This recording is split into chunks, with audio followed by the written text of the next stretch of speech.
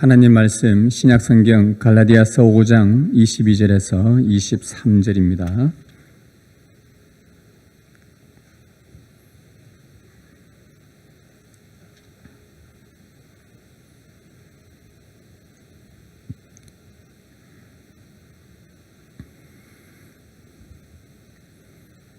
하나님 말씀 같이 읽도록 하겠습니다.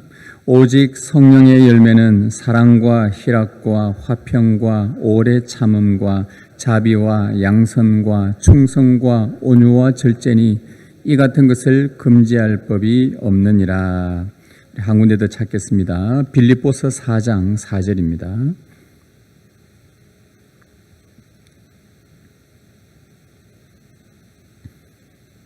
빌립보서 4장 4절 우리 말씀 같이 읽도록 하겠습니다. 주 안에서 항상 기뻐하라. 내가 다시 말하노니 기뻐하라. 아멘. 기도하겠습니다. 주님, 우리에게 이 시간 성령으로 친히 조명하셔서 하나님의 말씀을 보게 하시고 들리게 하시고 우리의 마음 깊이 은혜로 찾아오시게 하옵소서. 우리가 주의 말씀을 듣고자 합니다. 하나님 말씀하여 주옵소서. 주 예수 그리스도의 이름으로 기도드리옵나이다. 아멘. 바울이 두 번째로 언급한 성령의 열매는 희락입니다. 오늘은 성령의 열매 희락에 대해서 함께 말씀을 좀 나누겠습니다.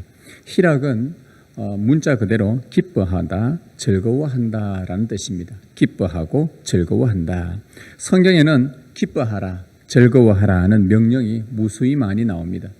또 기뻐하라, 즐거워하라 이 두 단어가 종종 같이 사용되어서 나타나기도 합니다. 그 사용된 몇 개의 구절들을 한번 들어보십시오. 의인들아 여호와를 기뻐하며 즐거워할지어다. 주의 힘으로 말미암아 기뻐하며 주의 구원으로 말미암아 크게 즐거워하리이다. 예루살렘 딸들아 전심으로 기뻐하며 즐거워할지어다. 기뻐하고 즐거워하라. 하늘에서 너희의 상이 큼이라. 이 외에도 오늘 설교 시간에 다 읽지 못할 만큼 성경에는 희락에 관한 명령이 많이 나옵니다. 여러분이 걸을 시간이 있으실지 모르겠지만 창세기부터 요한계시록까지 정말 큰 마음을 먹고 기뻐하라, 즐거워하라는 단어를 표시하면서 읽어보면 성경은 기쁨의 책이라는 것을 금방 발견할 수 있을 만큼 이 단어가 얼마나 자주 나오는지 아마 금방 알게 될 것입니다. 그래서 성경을 이 복음을 기쁜 소식이라, 기쁨의 책이라 그렇게 말을 하기도 합니다. 그래서인지 우리의 신앙의 선조들인 종교개혁자들은 믿음의 후손들에게 길이 남을 성경의 교리를 문답으로 가르치면서 가장 먼저 언급했던 부분이 바로 이 희락이었습니다.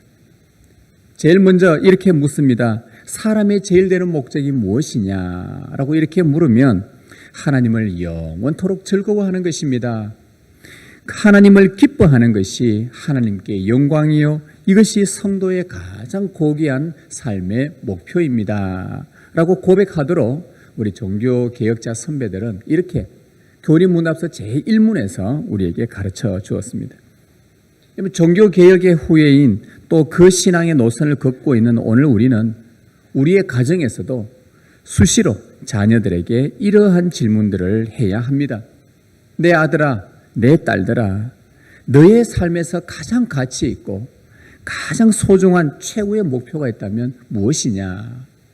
라고 이렇게 질문을 하면 우리의 자녀들은 일말의 그 어떤 머뭇거림도 없이 그 어떤 의심도 없이 성경의 명령을 따라 하나님을 즐거워하고 기뻐하는 것입니다. 하나님을 즐거워하고 기뻐하며 하나님께 영광을 돌리는 것이 저의 꿈이요 제 인생의 최고의 목표입니다. 이렇게 우리의 자녀들이 고백할 수 있도록 가르치는 것이 종교개혁 신앙의 노선에 서 있는 우리의 가정에서의 신앙 양육의 본질입니다. 여러분 보시기에 지금 여러분의 자녀들은 어떻습니까? 하나님을 많이 기뻐하는 것 같습니까? 또한 여러분은 어떻습니까? 하나님으로 즐거워하고 계시는 것 같습니까? 여러분의 가정이 하나님 안에서의 희락을 삶의 유일한 이유라고 고백한다면 여러분 그 가정과 그 가정의 분위기가 얼마나 행복하겠습니까? 믿는 부모의 소원이 그겁니다. 내 자녀들이 하나님 때문에 기뻐하고 하나님으로 즐거워하고 믿음 안에서 든든하게 서서 주님 때문에 살아갈 이유를 찾는 것. 그럴 때에 부모로서는, 믿는 부모는 얼마나 행복하고 기쁘겠습니까? 잠시만 기뻐하는 것도 아니고 좋을 때만 또 가끔씩 즐거워하는 것도 아니고 어느 때든 어느 곳에서든 어느 순간이든 어떤 상황에서든 하나님을 즐거워할 수 있다면 성도로서 가장 행복한 삶이지 않겠습니까? 하나님은 여러분이 그렇게 되기를 원하십니다. 이런 바울은 오직 성령의 열매는 이라고 하면서 희락을 말했습니다. 희락은 성령의 열매입니다. 그 말은 성령의 인도를 받는 자들은 성령께서 그 사람 마음 안에 이 기쁨의 열매를 계속 맺어 가신다는 뜻입니다. 기뻐할 상황이 아닌데도 기뻐하게 하고 즐거워할 상황이 전혀 아닌데도 즐거워할 수 있도록 성령께서 당신을 성령을 따라 행하는 자들 마음속에서 이러한 기쁨의 열매들을 맺어 가신다는 말씀입니다. 복음을 전하다가 붙잡혀서 채찍에 맞고 모욕을 당했던 그 사도들은 자신들이 받았던 그 핍박에 대해서 이렇게 여겼습니다. 사도행전 5장에 나오는 말씀입니다. 사도들은 그 이름을 위하여, 주님의 이름을 위하여 능욕받는 일에, 욕을 듣는 일에 합당한 자로 여기심을 기뻐하였더라. 기뻐하였더라. 주님 때문에 채찍과 능욕을 받는다는 것은 사실은 기뻐할 상황은 아니죠. 그럼에도 그들은 그 핍박을 당연한 것으로 여기며 기뻐했다고 했습니다. 여러분, 이 사도들이나 오늘 우리나 성정이 똑같은 사람인데 오늘 이 자리에 어느 누가 붙잡혀서 주님 때문에 채찍 맞는 것이 사실 무슨 즐거운 일이겠습니까? 그런데 사도들은 기뻐했다고 합니다. 무엇이 그들로 하여금 그런 핍박 속에서도 마음에서부터 이 기쁨이 솟아났을까요? 바로 성령께서 그들의 마음에 형언할 수 없는 기쁨을 계속해서 충만하게 해주셨기 때문입니다. 주님 때문에 받는 능력인데도 그것을 즐거워할 수 있었던 것은 성령을 따라 살고자 하는 그 사도들의 마음에 성령께서 맺으시는 희락의 열매였던 것입니다. 그래서 성령의 열매라고 합니다. 처음부터 이렇겠습니까? 그 성령으로 말미암아 열매가 조금씩 자라면 자랄수록 기뻐할 이유가 없는데도 기뻐하게 되고 채찍에 맞는데도 즐거워하게 되고 마치 이것을 합당히 여겨 기뻐하였더라라는 이 고백이 나오게 된 것입니다. 여러분의 삶에 이런 기쁨이 있으십니까? 기뻐할 상황이 아닌데도 형언할 수 없는 이 기쁨이 마음에서부터 여러분 안에 흘러나오고 있다면 지금 여러분은 성령의 인도를 받고 있다는 증거입니다. 만일 여러분이 그리스도인인데도 내 삶에 기쁨이 없고 살아가는 낙이 없다면 어디서부터 그것이 사라졌는지 점검을 해보아야 합니다. 그리스도인은 반드시 성령의 인도를 따라 희락의 열매를 맺게 되어 있습니다. 우리 하나님은 우리가 이런 기쁨의 열매를 맺을 수 있도록 이미 모든 상황을 다 만들어 주셨습니다. 하나님은 이유 없이 너희가 기뻐하고 즐거워하라 그렇게 말씀하신 적이 한 번도 없습니다. 성경을 보면 기뻐하고 즐거워하라라고 하신 하나님의 그 구절들을, 성경 구절들을 하나하나 꼼꼼히 한번 제가 웬만큼은 다 읽어봤고요. 웬만큼은 다 앞뒤 문맥을 다 찾아서 봤는데 하나님은 아무 이유 없이 맥락도 없이 그냥 기뻐하고 즐거워하라 그렇게 말씀하신 적이 한 번도 없으셨어요. 다 이유가 있습니다. 하나님은 우리가 기뻐할 수 있도록 희락의 열매를 맺을 수 있도록 다 준비해 주셨어요. 우리 안에. 그 준비한 것이 무엇인가? 그것이 오늘 두 번째 읽은 이 본문에서 우리가 발견을 할 수 있는 것입니다. 빌립보서 4장 4절 우리가 두 번째 읽은 본문을 다시 한번 보십시다. 주 안에서 항상 기뻐하라. 내가 다시 말하노니 기뻐하라. 이 구절에서 우리는 하나님께서 우리가 기뻐할 수 있는 희락의 열매를 맺을 수 있는 도록 준비를 다 해주셨다는 것을 유추해 볼 수가 있습니다. 여기서 우리가 주의 깊게 봐야 하는 구절이 있다면 주 안에서라는 이 구절입니다. 여기에서 우리는 하나님께서 우리 안에 성령으로 말미암아 기쁨의 열매를 맺을 수 있도록 다 마련해 주셨구나. 이것을 우리는 발견할 수 있어야 합니다. 주 안에서 기뻐하라.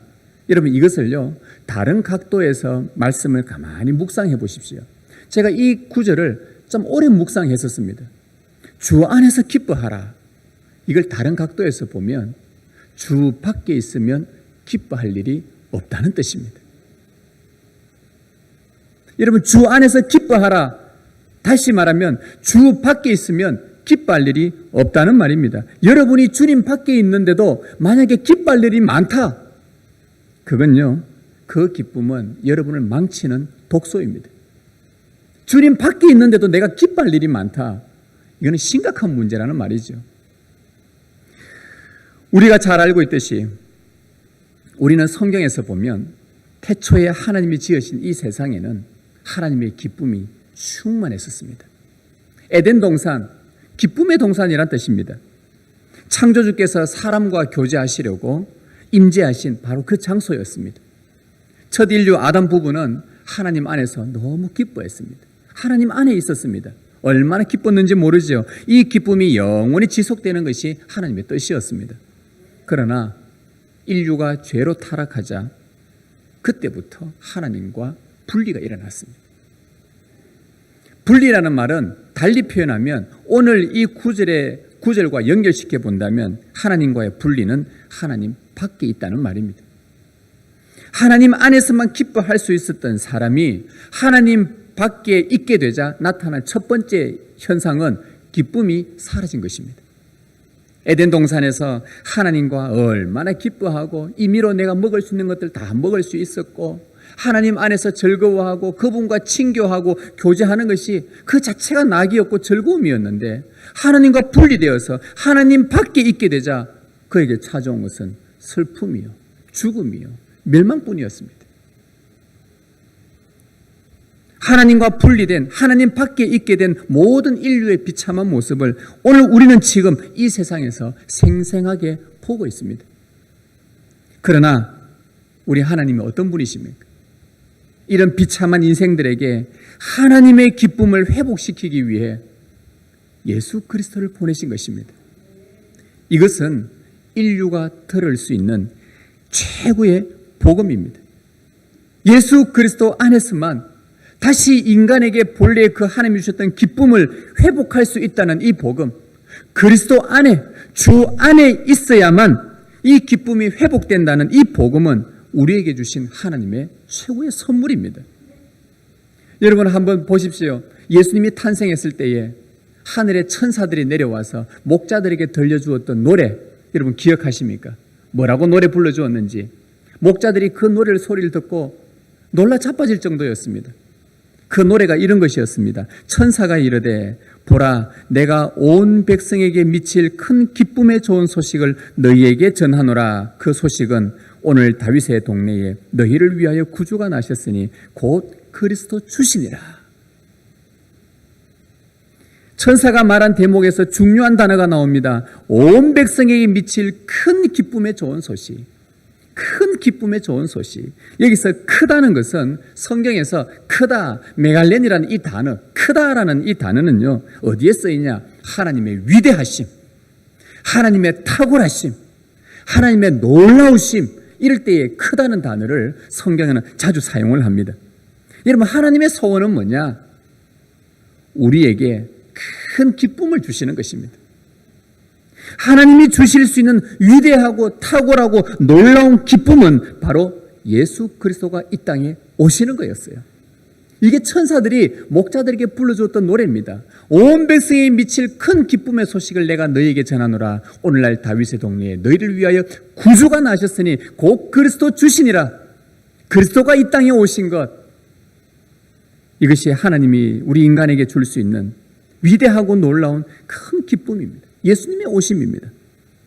우리 하나님은 그리스도 밖에 있던 자들을 그리스도 안에 있게 하심으로, 주님 안에 있게 하심으로 형언할 수 없는 큰 기쁨을 창세전부터 준비해 오신 분이셨습니다. 때가 되어 그리스도를 보내셨고 그분으로 말미암아 우리 안에 하나님의 큰 기쁨을 충만케 하신 분이 바로 이분이 우리 하나님이십니다. 여러분, 사도행전에 보면 이 큰 기쁨을 누렸던 한 인물이 나오는데, 여러분들이 잘 아시는 오순절 성령 강림 때 예루살렘에 왔다가 또 예루살렘에 왔었던 그 에디오피아 내시를 기억하실 것입니다. 여러분 기억하십니까? 오순절 절기가 딱 끝나자 그 내시가 이제 고향 에디오피아로 다시 돌아가는 길이었습니다. 그때 그가 이사야 성경의 일부분을 읽고 있었어요. 도살장으로 끌려가는 어린 양에 관한 부분들을 읽고 있었는데 이게 도무지 무슨 말인지 이해할 수가 없었습니다. 그때 성령께서 빌립이라는 사람을 이 사람에게 붙여주십니다. 갑자기 빌립이 나타납니다. 그리고는 그 내시가 이해하지 못했던 그 부분들을 빌립을 통해 해석을 해주게 됩니다. 도살장에 끌려가는 그 어린 양이 바로 예수 그리스도에 관한 복음의 이야기를 들려주게 되죠. 그 내시는 예수 그리스도의 복음을 듣게 되었고 그 자리에서 세례를 받게 됩니다. 여러분, 그 내시가 세례를 받은 후에 그의 마음 상태를 성경이 어떻게 묘사했는지 한번 들어보십시오. 사도행전 8장에 이렇게 해내었습니다. 둘이 물에서 올라올새 빌립과 이 내시가 세례 받으려고 물에 들어갔습니다. 이 빌립이 세례를 베풀었고 물에서 둘이 올라왔는데 그때 주의 영이 빌립을 이끌어간지라. 빌립은 주의 영이 데려가시고 내시만 남았습니다. 그런데 그때 내시의 마음입니다. 내시는 기쁘게 길을 갔더라. 바로 이겁니다. 그는 기뻐하며 고향으로 돌아갔습니다. 여러분, 내시의 마음에 넘쳤던 그 기쁨은 어디서 온 것일까요? 그리스도 밖에 있었던 그를 그리스도 안에 있게 하신 성령으로 말미암은 것이었습니다.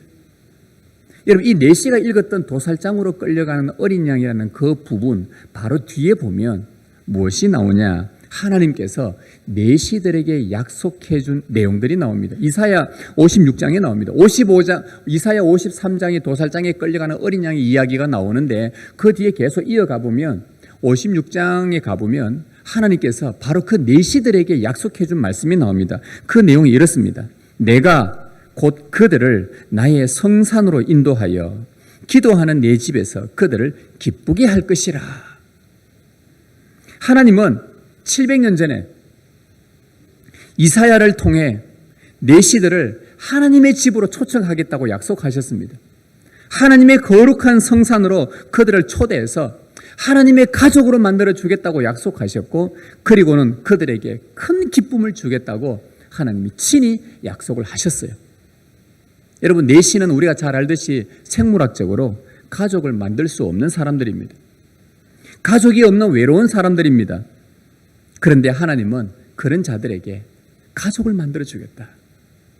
그리스도 안으로 초대하셔서 다른 많은 성도들과 하나님의 가족을 이루게 해주시겠다고, 큰 기쁨을 주겠다고 약속을 해주신 겁니다. 700년 후에 약속대로 하나님은 에디오피아 내시를 그리스도 안으로 들어오게 하셨습니다. 그리고 많은 믿음의 성도들과 하나님의 가족을 이루게 하심으로 그에게 큰 기쁨을 주었습니다. 이 에디오피아 내시는 생전 한번 얼굴 볼까 말까 했던 그 기라성 같은 베드로와 야곱과 요한 같은 사람과 한 가족이 되어버렸습니다. 아브라함과 이미 저 죽었던 아브라함과 한 가족이 되게 만들어버렸었습니다. 앞으로 그 당시 때로 말하면 앞으로 2000년 뒤에 태어나지도 않았을 오늘 우리들 가도 이 에디오피아 내시는 우리와 가족이 되게 하나님이 만들어주신 것입니다. 가족을 이룰 수 없었던 자신에게 예수 그리스도를 주셔서 주 안에 있게 하심으로 큰 기쁨을 얻는 하나님의 은혜로운 역사가 이 에디오피아 내시 사건이었습니다. 여러분, 이것이 단지 이 내시에게만 해당되겠습니까? 그리스도 밖에서 죽음과 슬픔뿐이었던 저와 여러분을 동일한 은혜의 복음으로 주 안에 들어오게 하신 분이 우리 하나님이십니다. 주 안에 있게 하신 분이 우리 하나님이십니다. 그래서 주님의 가족으로 만들어 주셔서 우리에게 큰 기쁨을 주신 분이 우리 하나님의 은혜로운 역사입니다. 주님 안에 있는 것, 주 안에 있는 것보다 더 큰 기쁨이 여러분 또 어디 있겠습니까? 예수님은 포도나무와 가지 비유를 말씀하시면서 네가 내 안에 붙어 있고 내가 너희 안에 있으면, 네가 내 안에 있으면, 주 안에 있으면 왜 주 안에 있게 열매를 많이 맺게 하신다고 했는데 왜 내가 너를 내 안에 있게 했는 줄 아느냐 하면서 결론적으로 그 요한복음 15장 이렇게 말합니다. 내가 이것을 너희에게 이르면, 내가 이 비유를 너희에게 말해준 것은 내 기쁨이 너희 안에 있어 내 기쁨을 너희 안에 주고 싶고 또 너희 기쁨을 충만하게 하려 함이라. 주님께서 우리를 당신 안에 있도록 하신 주된 우리 주님의 목적은 우리를 주님의 기쁨으로 충만하게 하기 위함이라는 것입니다. 예수님은 그의 제자들을 비롯하여 하나님이 택한 자들을 자기 안에 있게 하신 이유는 바로 충만한 기쁨을 주기 위함이라는 것입니다. 그리스도 안에 있는 자들에게만 허락되는 큰 기쁨의 충만입니다. 여러분, 구원을 주신 하나님을 기뻐하십시오. 주 안에 있게 하신 하나님의 은혜에 기뻐하십시오.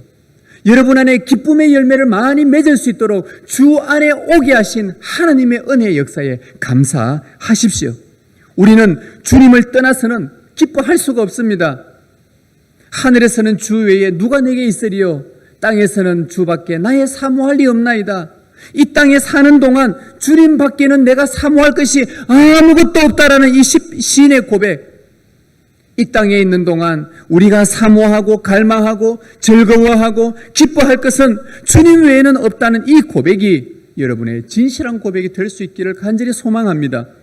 세상의 재물, 세상의 명예, 여러분이 쌓아놓은 업적, 여러분이 만들어 놓은 그 공로들, 무엇이든지 간에 그런 것들로는 여러분을 결코 기쁘게 하지 못한다는 것을 명심하시길 바랍니다. 이러한 것들은 금방 사라지고 순식간에 내가 믿고 의지했던 그것들이 나를 슬프게 만든다는 것, 여러분 꼭 기억하시길 바랍니다. 영원하지 않습니다. 여러분을 주 안에 있게 하시고 여러분에게 구원을 베푸신 하나님, 영원하신 그 하나님을 기뻐하고 즐거워하십시오. 주님 외에는 여러분의 기쁨을 충만케 할 것이 이 땅에 아무것도 없습니다. 세상에서는 도무지 경험될 수 없는 참되고 이 충만한 기쁨은 우리가 주님이신 예수 그리스도 안에 있을 때 주어지는 것입니다. 우리는 우리 안에서 이 희락의 열매를 맺을 수 있도록 이미 우리에게 예수 그리스도를 주시고 그리스도 안에 있게 하신 하나님 앞에 감사와 영광을 돌리십시다. 기뻐할 이유를 우리에게 이미 다 마련해 주신, 그리고는 우리 보고 기뻐해라, 아무 이유 없이 원인도 없이 그냥 기뻐하라, 즐거워하란다고 기뻐하고 즐거워할 수 있는 게 아닙니다. 우리의 삶을 꼼꼼히 돌아보고 묵상해보고 살아온 지난을 보면 내가 주님 안에 있을 때에 주님 안에 있게 하셨다는 이 하나님의 은혜가 우리를 또다시 기쁨으로 인도하는 것입니다. 그럴 때 우리 안에 기쁨의 열매가 조금씩 또 자랍니다. 자꾸 자라서 우리 성령의 인도함을 받는 우리 안에 기뻐하고 즐거워하는 일이 점점 많아지는 겁니다. 주님 때문에. 여러분, 하나님은 우리가 이 주님 때문에 기뻐하고 즐거워할 수 있도록 한 번 구원으로 끝난 것이 아니고요, 지금도 계속 기뻐할 수 있도록 기회를 제공하고 계신다는 것 알고 계십니까? 여러분에게 지금도 하나님은 계속해서 이 기쁨을 유지할 수 있도록 희락의 열매들을 계속 맺어가며 여러분 안에 즐거움이 계속 일어나도록 그 기쁨과 즐거움을 잃어버리지 않고 유지해 나갈 수 있도록 지금도 우리에게 기회를 주고 계시는데 그 기회가 뭐냐? 바로 오늘 지금 우리가 드리고 있는 예배입니다. 예배를 주신 이유는 우리가 하나님의 받은 그 기쁨을 계속 유지할 수 있도록 우리에게 베푸신 은혜의 수단이에요. 얼마나 값지고 얼마나 좋은 것인지 모릅니다. 이 예배가. 여러분, 하나님께서 이스라엘 백성들을 출애굽시키신 그 이유가 뭐냐? 하나님은 이렇게 말씀하셨어요. 내 백성을 보내라. 그러면 그들이 광야에서 나를 섬기리라. 내 백성을 출애굽시켜라. 그러면 그들이 광야에서 나를 섬기리라. 이 섬긴다는 말이 예배한다는 말입니다. 하나님께서 그들을 구원하신 이유는 하나님을 예배하도록 하기 위해서라는 겁니다. 그래서 성막을 만들라고 했고요. 그 성막에 하나님은 임재하셔서 백성들과 만나 주셨던 것입니다. 그 후로 이스라엘 백성들은 이제 안식일이 되고 절기가 될 때마다 서로 그 성막에 모여서 음식을 나누어 먹고 축제를 벌이며 하나님 앞에 감사의 예배를 드렸었습니다. 인자를 베푸신 하나님, 나에게 한없는 자비를 베푸신 하나님, 참 별 볼 일 없는 내 인생 가운데 내가 이 땅에서 주님의 뜻대로 살지도 못하고 주님의 기쁨이 되지도 못했던 내 삶에 불구하고, 그럼에도 주님께서 안식일이 되면, 절기 때가 되면 다 내게로 모여라. 내가 너희들의 기쁨을 주리라. 먹고 마시며 축제의 잔치를 벌이며 하나님을 마음껏 기뻐하고 즐거워할 수 있도록 하나님이 다 허락을 해주신 날이 바로 안식일이고 구약의 절기였습니다. 하나님 앞에 새롭게 되는 그 제사를 다 드리고 나면 하늘에서 하나님의 임재의 영광의 구름이 다 떠오릅니다. 그러면 그 영광을 본 이스라엘 백성들은 그 순간 무슨 생각을 하냐? 야, 내가 하나님의 백성이구나. 내가 하나님 안에 있는 자이구나. 하나님께서 나에게 영광을 보여주셨구나. 하나님께서 나에게 나 같은 자에게도 이 기쁨을 주시는구나. 내가 하나님의 백성이기 때문에 하나님의 일들을 행하시는구나. 내가 하나님 안에 있다는 것을 다시 한번 확인할 수 있는 것이 뭐냐? 바로 이들이 드렸던 예배였습니다. 이 날에는 얼마나 좋은 날이었는지 성경에는 이 성일이 되면 이렇게 명령했습니다. 아무도 슬퍼하거나 근심하거나 조용히 있지 말아라. 모든 백성이 먹고 마시며 나누어 주고 크게 즐거워하라. 느헤미야 같은 사람은요, 이렇게 말했습니다. 이 날은 주의 성일이니 거룩한 날이니 근심하지 말라. 여호와로 인하여 기뻐하는 것이 너희의 힘이니라. 이 주일에 여호와로 인하여 기뻐하는 것이 바로 너희들의 힘이다. 너희들의 힘은 다른 데서 나오는 것이 아니다. 여러분, 이것이 구원을 주신 하나님으로 인해 기뻐하는 것, 이게 구약 예배의 본질이었습니다. 여러분, 신약의 예배도 그 정신은 동일합니다. 우리에게 구원을 주시는 하나님을 기뻐하는 일이 예배입니다. 오늘 우리를 이곳에 불러주신 이유가 뭐겠습니까? 하나님을 기뻐하라고 합니다. 하나님을 즐거워하라. 그것이 너희가 구원받은 이유들이다. 이것이 예배입니다. 이 예배를 통해 우리의 기쁨을 계속 유지하게 해주시는 겁니다. 우리는 매주 삼위 하나님께 예배로 나옵니다. 하나님께서 우리를 불러주십니다. 예배할 때마다 우리가 경험하는 것은, 내가 주님 안에 있구나. 내가 주님의 공동체 안에 있구나. 주님의 몸된 교회 안에 내가 포함되어 있구나. 이것을 확신하게 되는 거예요. 예배할 때마다. 마음을 다해 이제 여러분들이 예배 드릴 때마다 마음을 다해서 주의 이름을 부르십시오. 주의 이름을 의지하여 죄를 고백하고 죄 용서의 기쁨을 여러분 마음껏 누리십시오. 우리가 예배로 나올 때에 주의 이름 부르지 않습니까? 여호와는 나의 방패시요 나의 의로운 상급이십니다. 이런 거 할 때에 아무 생각 없이 아무 마음 없이 아니라 내 마음을 다해서 정성을 다해서 주의 이름을 부르십시오. 그럴 때 하나님이 여러분에게 어떤 기쁨을 주시는가 보라는 겁니다. 뜻을 다해서 주의 성호를 찬송하며 송축하십시오. 마음에 열정도 없고 마음에 아무런 생각 없이 그냥 찬송 가사 따라 부르는 거 아니요. 주의 이름으로 주의 성호를 주 앞에 나타내십시오.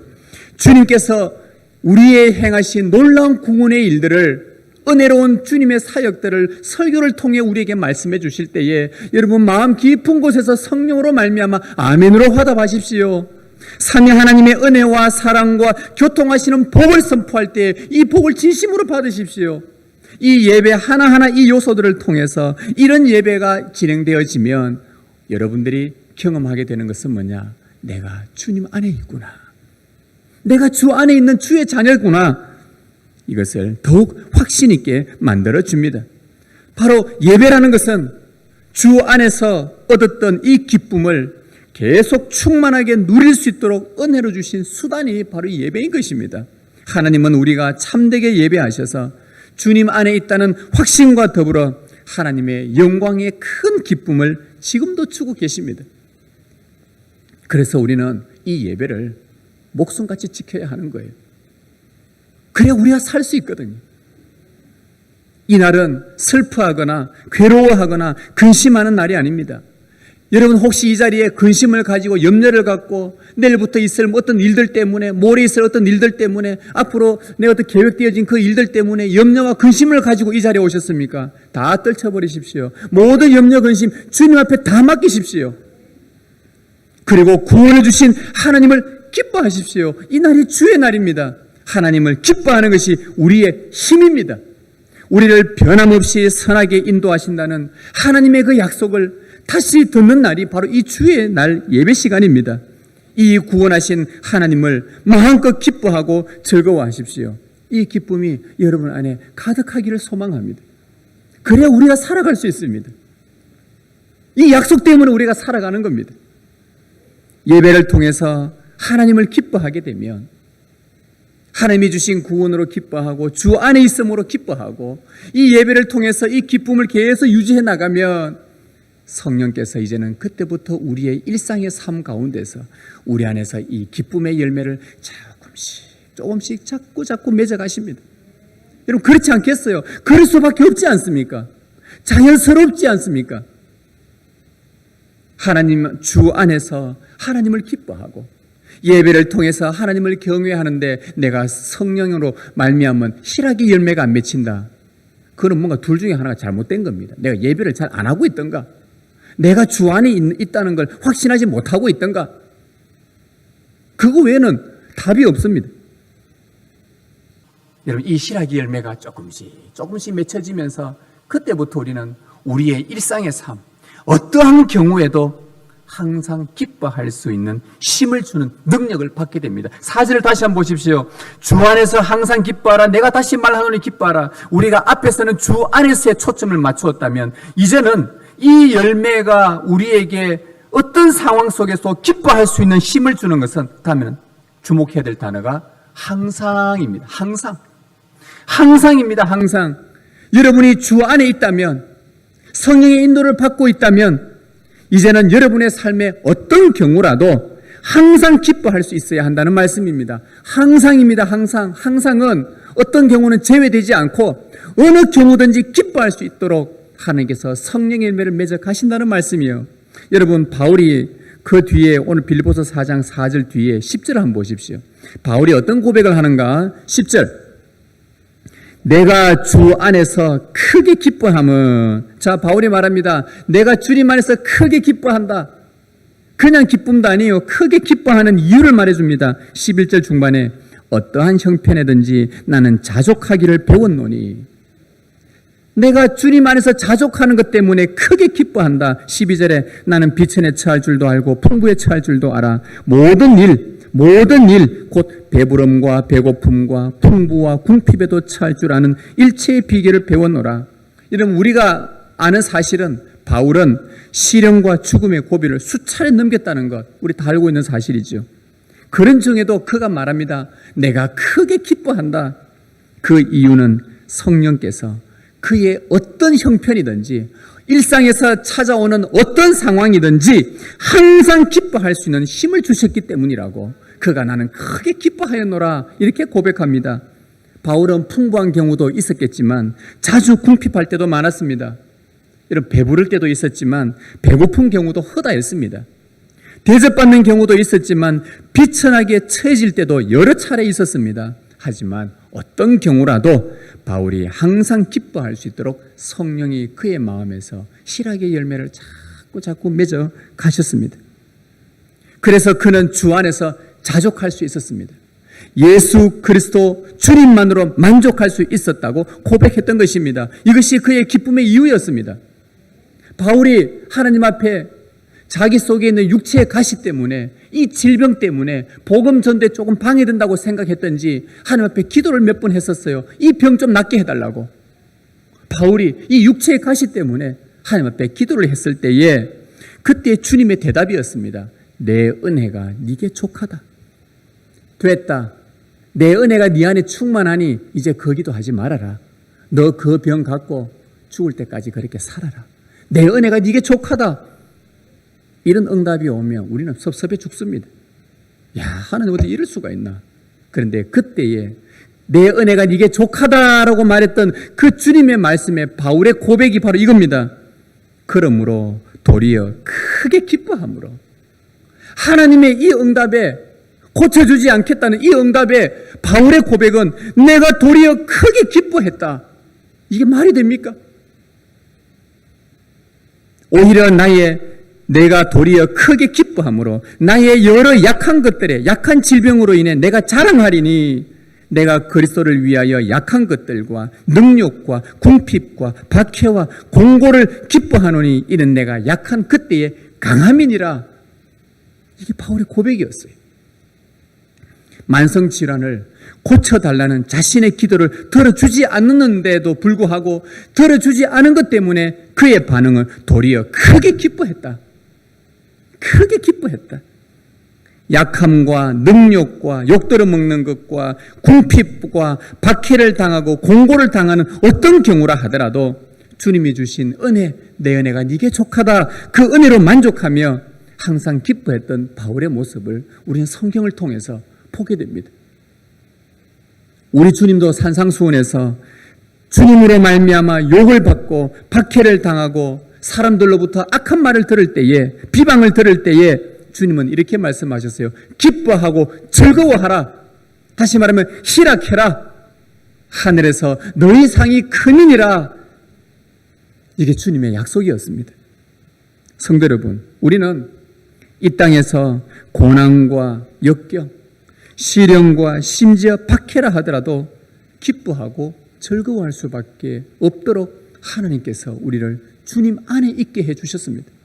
구원을 주셨습니다. 주님 밖에 있었던 우리를 성령께서 주 안에 있도록 놀라운 구원을 베풀어 주셨습니다. 또한 매주 예배를 통하여 구원의 기쁨을 계속 경험하게 해 주셨습니다. 하나님의 이 기쁨이 우리의 힘이라는 것을 하나님은 너무나 잘 알고 계셨기 때문에 우리의 일상에서도 일어나는 모든 경우에도 항상 기뻐하도록 하셨고, 하나님이 기뻐할 만한 모든 이유를 다 주시면서 자, 모든 일상 가운데서도 기뻐해라, 자족해라, 내 은혜가 네게 족하다, 나는 너를 한 번도 버린 적이 없고 나는 너를 한 번도 떠난 적이 없고 내 은혜는 너와 항상 함께하고 있었다. 기뻐해라. 너에게 가장 좋은 순간들을 내가 항상 만들어주고 있다.